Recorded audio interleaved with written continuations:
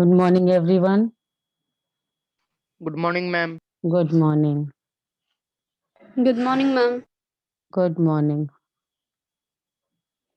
So, in our previous class, we have studied about the voters list. That in a democratic election, the list of those who are eligible to vote is prepared much before the election and given to everyone, and this is called as voters list. Then we have read about the citizens of 18 years and above have also right to vote. Then about voters identity card, we have read about voters here voters identity card. We have read about that it is issued and by the election commission. The voters are required to carry this card when they go out to vote. So no one can vote for someone else, but it is still not compulsory. Then next we have seen, wait a second. Yes, next we have seen that in order to be a candidate at the election, in election, the minimum age is 25 years. To stand for the election, the candidate should be, the age limit is there for the candidate that he or she should be the 25 years old. Whereas for casting vote, the citizen or the voter should be of 18 and above. So then we have read about the party ticket also, that political parties nominate their candidate who get the party symbol and the support, and the party's nomination is called the party ticket. Then further we have read about every person who wishes to contest election has to fill a nomination form. Here we have seen that they had to fill the nomination form, and in which uh, and some they have to give some money also as a security deposit, and thus they had to fill the nomination papers. uh, Apart from this, here we have seen that the declaration has also to be introduced uh, by the candidate in front of the whole people, all the citizens, in front of the citizens. They had to declare about the serious criminal cases pending against that particular candidate, then details about their assets and liabilities, and about their family, about educational qualification and all. So they had to give the detailed description. Apart from filing a nomination, filling the form of nomination and security deposit, they had to give the details of this also to the public. Then uh, we have seen that the main purpose of election is to give the people a chance to choose the representative and the government and the policies they prefer. Then about the educational qualification also, we have seen that it is not necessary for the educational qualification, but the thing is that the candidate should have in mind what that they should be the think according to the wishes for the benefit of the people. They should understand the people's problems, and they should have the concern to these problems. So this is the main qualification to become the MLA or uh, member of legislative assembly, or for MP, member of parliament.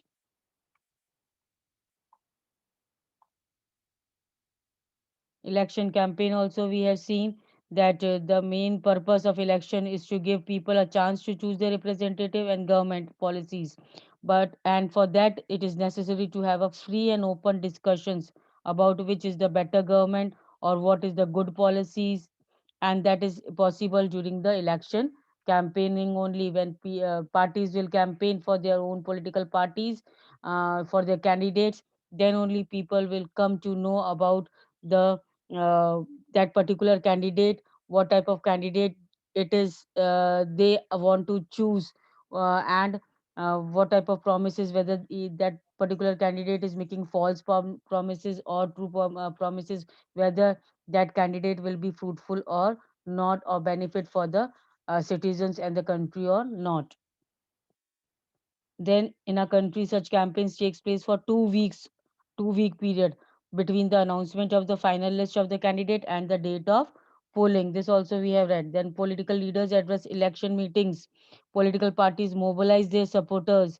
Campaigning is also done through newspaper and television, and nowadays the campaigning is also done through the social media. Thus, political parties try to focus the public attention on some big issues also. Then here we have read about a few slogans which were given by different parties in various elections. Garibi Hatao, one we have seen about that Garibi Hatao, that is remove poverty. This slogan was given by Congress Party, led by Indira Gandhi in 1971 elections. Then another slogan we have seen that Save Democracy was given by the Janata Party in 1977. Thus, so many slogans a particular party can means particular party can choose any slogan to attract the attention of the public so that more can grab that political party or that candidate can grab more and more attention of the people and can uh, get the votes.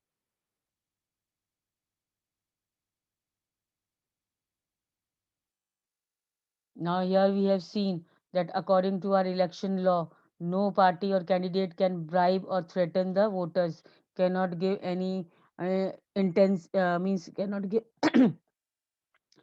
uh, any false promises or can make no false promises or any incentives should not be given by the political party or the candidate who is standing for the election.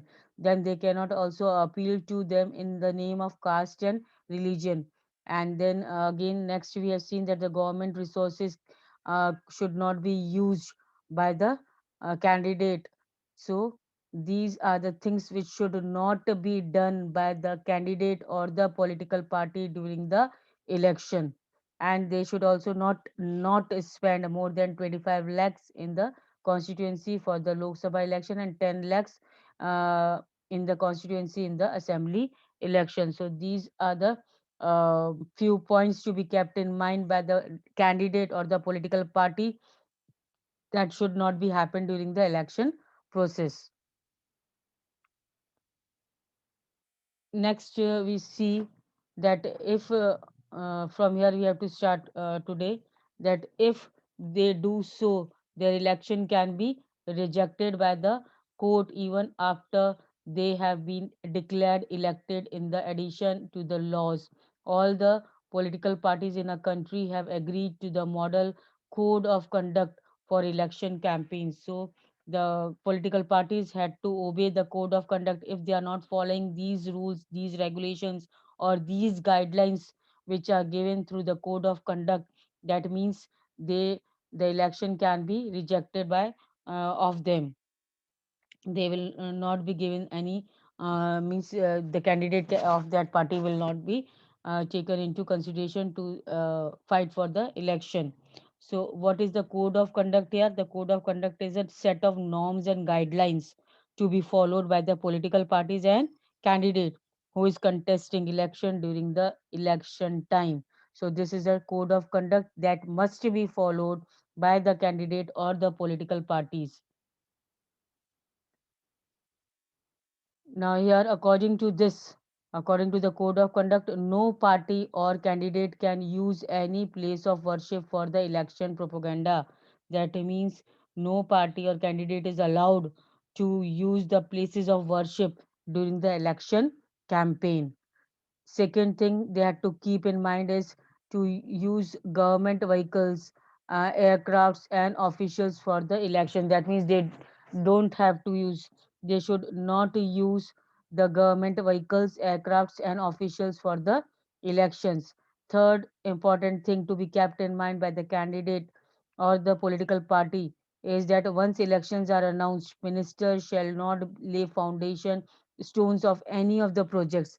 Means they should not start or take initiative in any of the project once the election is announced, or take any big policy decisions or make any promises for providing public facilities. So these things should be kept in mind once the elections are announced in a particular country. Next, polling and counting of votes. Now the elections are held, the campaign, the day is announced, the voters list is prepared. After voters list is prepared, the election campaign is being done. The important code of conduct to be followed by the political parties and candidates. Now the polling and the counting of votes. Finally, the polling day, what all happens and what how the counting of votes is done. So the final stage of an election is the day when the voters cast or poll their vote. You can underline this, that which is the final stage of the election. That is the day when the voters cast or poll their votes. Your code of conduct also you can underline.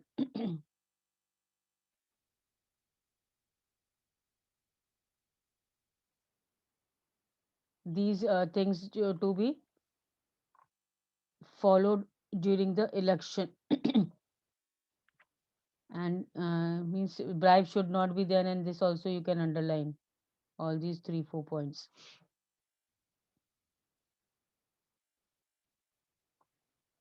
Okay, now the final stage of election is the day when the voters cast or poll the vote. This is the final day now.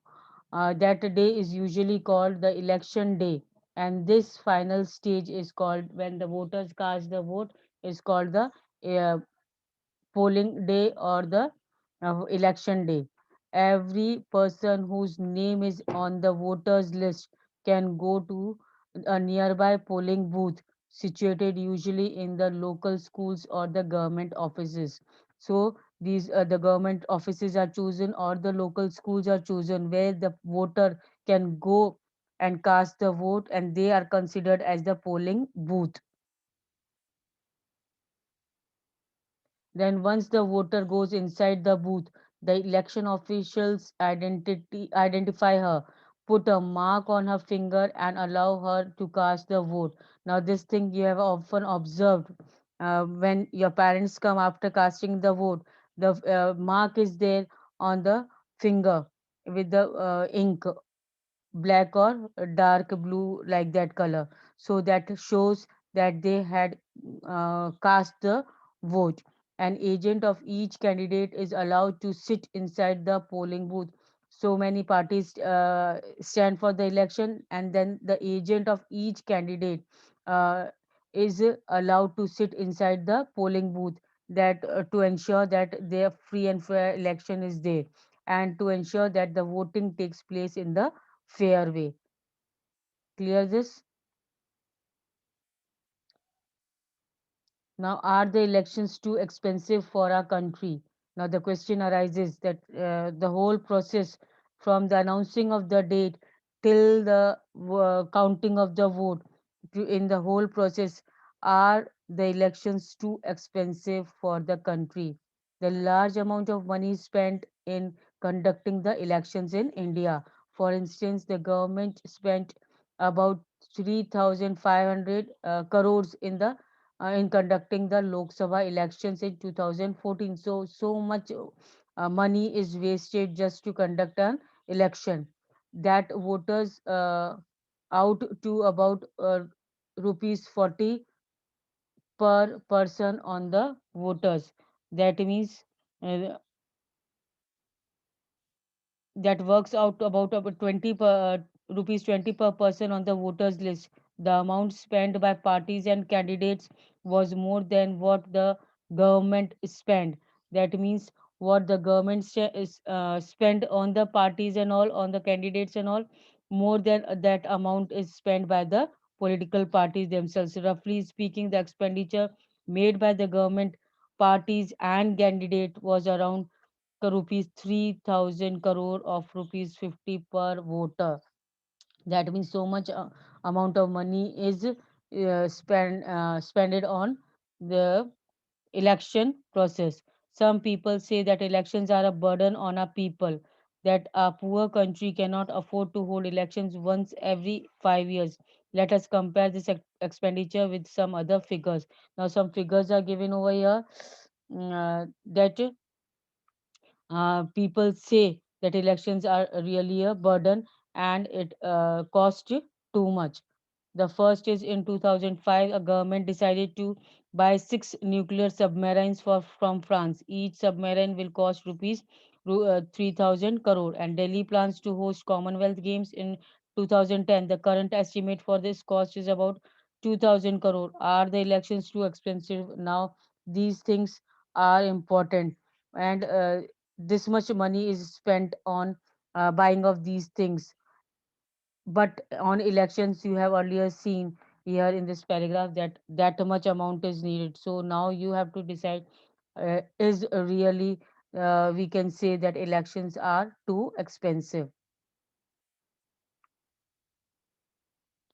Now, coming to the next page, earlier the voters used to indicate who they wanted to vote for by putting a stamp on the ballot paper. Now, previously, nowadays you see electronic voting machines are there, but previously in earlier years, the voter used to indicate who they want to vote by putting a stamp on the ballot paper. That means a ballot paper was there in the earlier years in which the symbols of the political parties were there, and the name was there, and the voter has to decide which party he or she has to vote, and then in front of that symbol they had to put a mark on stamp on in front of that political party, and then they had to fold that ballot paper in a particular manner so that their vote is considered as correct one and can be counted. The ballot paper is a sheet. Now, what was the ballot paper? Underline this. A ballot paper is a sheet of paper on which the names of the contesting candidate along with the party names and symbols are listed.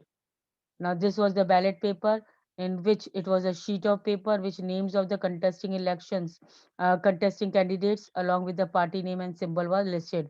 But nowadays, electronic voting machine (EVM) is there. What is the full form of EVM? Electronic voting machine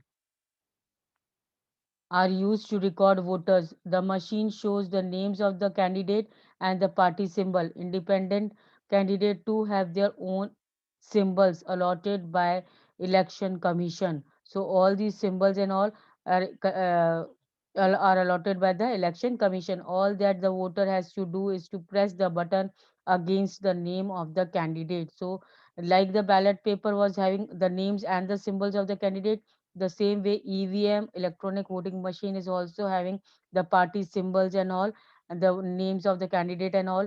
Just the voter has to press the button in front of that particular to whom he or she has to vote. Then once the polling is over, all the EVMs are sealed. Now, after the polling is completed, these EVMs, these machines are sealed and taken to the secure place. So they have been kept in the secure position, secure place. The few days later, on a fixed date, on all the EVMs from the constituency are opened and the voter votes secured by each candidate are counted. So fixed date is there where these EVMs, these machines are opened, and now the counting of votes starts. The agents of all the candidates are present there to ensure that the counting is done properly. Now, here also, when you are going to cast the vote in the on the polling booth, also one uh, a person is there. That is the agent of the candidate is present over there, who ensures that the polling is done in the correct manner. Now, here also, when the counting of vote is there, here also the agent of the candidate are present there to ensure that the counting is done properly. Now, the candidate who secures the highest number, the candidate who secures the highest number of the votes from the constituency is declared elected. Now, who is declared elected? The candidate who secures the highest number of votes in the particular constituency, in the particular area, that is he is declared the winner. In the general election, usually the counting of vote is in all the constituencies takes place at the same time on the same day. Now, television channels, radio, newspaper reports this report this events. Now, whenever the counting of vote is there, totally the news is all about the counting of votes. This candidate has got this many vote in this constituency. This means all the detail about the counting of vote is given off and on in the reported by the TV channels and radio newspapers and all. Within a few hours of counting, all the results are declared and it becomes clear as to who will form the next government. After this counting of the votes and all, now it becomes clear that the party or the candidate who has secured the highest number of votes, they will be declared as elected and then they will form the next government. Clear this much? Now, what makes elections in India democratic? What are the things, what are the important points from which we can say that in India elections are being held in a democratic way? We get to read a lot about unfair practices in elections. Means many unfair practices, malpractices have been we have been heard about it, that this thing happened in that particular constituency or that area where the elections, where the voters were there to cast the vote. And newspaper, television reports often refer to such allegations. Means they report such things. We are made aware about these malpractices, unfair practices on particular constituency by the newspaper or television reports and all. Most of these reports are about the following. Now, what are these reports about? Inclusion of false names and exclusion of genuine names in the voters list. Now, first and foremost important thing uh, which is shown through the various medias, that they report us about the unfair practices what has been done during the election process. And we come to, from that media only we come to know that the false names were there in the voters list, who means who are not even 18 and above. Those people's names are there in the voters list, whereas the genuine names who should be there to cast the vote, their names are still not there in the list.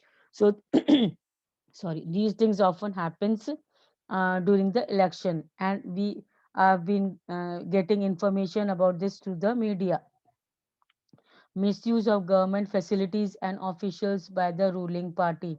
Now the party who is ruling, which is who is in the power still, that is misusing the government facilities. This is also considered as an unfair practice during the election process. Then extensive use of money by rich candidate and big parties.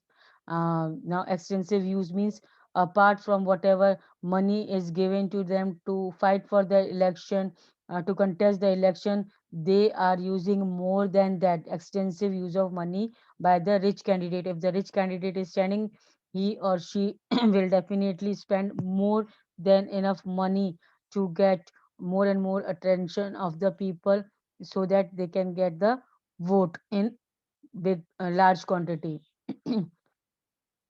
Intimidation of voters and rigging on the polling day. That means voters are bribed. They they sorry, they are threatened by the uh, candidates, people, that they had to cast the vote in some or the other way. They had to cast to the vote to their own candidate or political party. And that the ringing on the polling day, that means that shows that the act of dishonesty is shown by the people of that particular party, by that political party. Then the dishonesty organizing, arranging the result of election. During the election, the dishonesty is often shown. Then further, we see that many of these reports are correct. We feel unhappy when we read or see such reports, because we say that elections in India are held in a democratic way. But if these malpractices, if these unfair practices takes place, we feel very bad and unhappy. But fortunately they are not on such a scale so as to defeat the very purpose of the election. So very purpose of election is to uh, choose the right representatives. So all these malpractices or unfair means cannot suppress this main intention of election, is that is to choose the representative who will care and concern for the public benefit.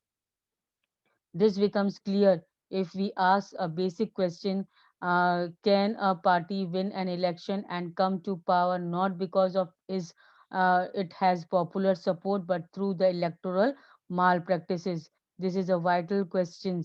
Let us carefully examine various aspects of these questions.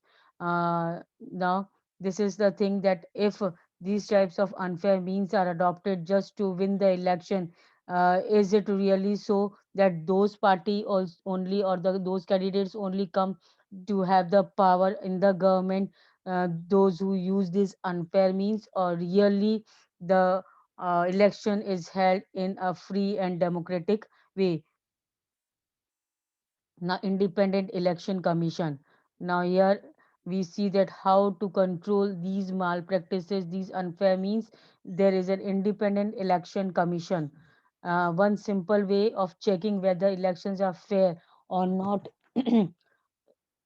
is to look at who conduct the election.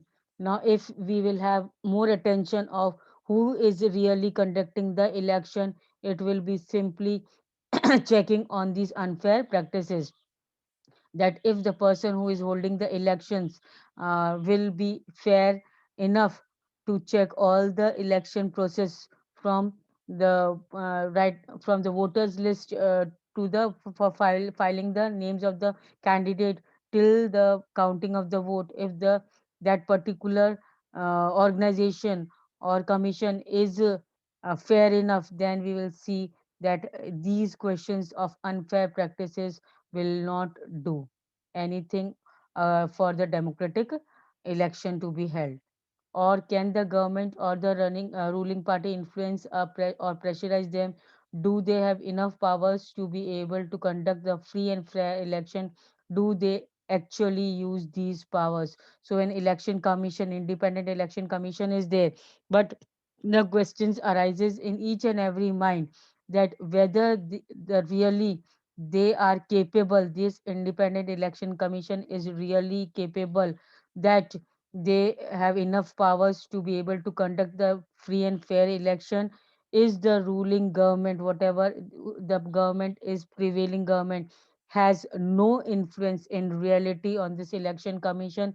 Then only we can, if these the questions, the answers to these questions is there, then only we will uh, check out that yes, really the elections which are held in our country are in a democratic way. The answer to all these questions is quite positive for our country. In our country, elections are conducted by the independent and very powerful election commission. You can underline this. In our country, sorry, in our country, elections are conducted by the independent and very powerful election commission, that is EC. It enjoys the same kind of independence that the judiciary enjoys. Now, the judiciary, you have learnt about it in 8th standard and all. Independent judiciary means no control, whatever decisions are taken by the judiciary, they are free to take that decision. No judge, no parliament, or no any legislative body has the power or control over the judiciary.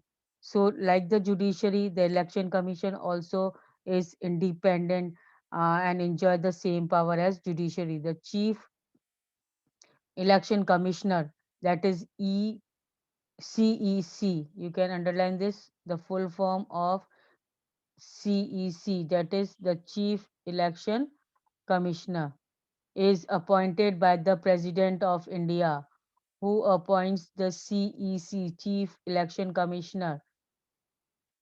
He is being appointed by the President of India. But once appointed, the Chief Election Commissioner is not answerable to the President or the government.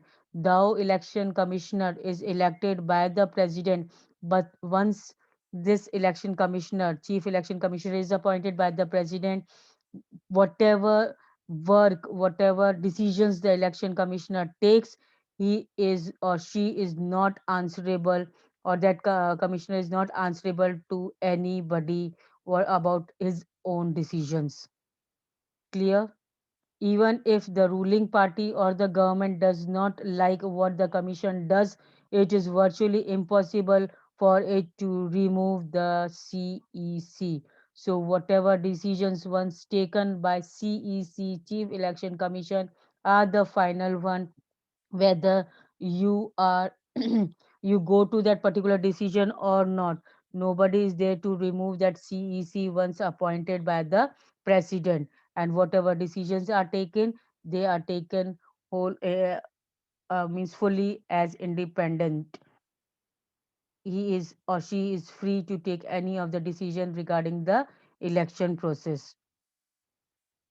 Now, very few election commissions in the world have such ranging powers in the Election Commission of India. So, Election Commission of India is having much powers than any other country. Now, these are the powers. Election Commission take decisions on every aspect. You can underline this. This is a three four powers which are given, which are very important. Election commission takes decision on every aspect of conduct and control of elections, from the announcement of the election to the declaration of the results. So first and foremost duty of election commissioner is to conduct and control the election, that is from the announcement of the date of the election till the declaration of the result. The main duty falls on the side of election commissioner. So second, now it implements the code of conduct also, and punishes the candidate or the party that violates it, which do not follow, the party or candidate which do not follow this rules, these guidelines which are given as a code of conduct. Then the election commissioner had the authority to punish that candidate or party also.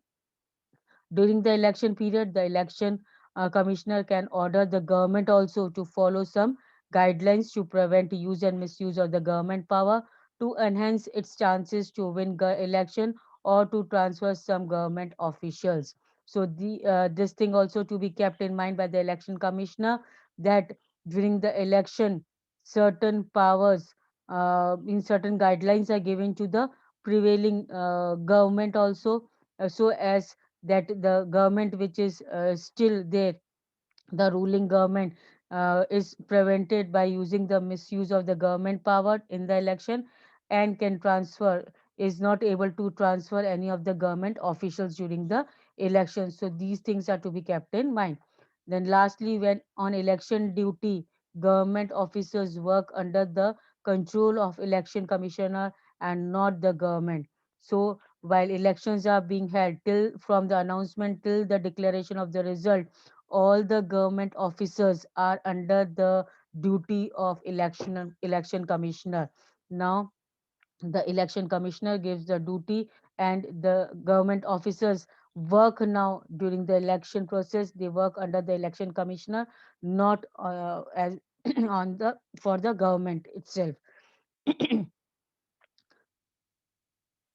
In the last 25 years or so, the Election Commission has begun to exercise all the powers and even expand them. And it is very common now for the Election Commissioner to reprimand the government and administration for all their lapses. Means whatever um, rep, uh, to be paid, means whatever things to be repaid. Reprimand means whatever uh, to be paid back to the government, uh, commission has to pay to the government also for the administration, or for the anything which has been lapses, means which are not present particular for the conducting the election, that election commission provides to the government.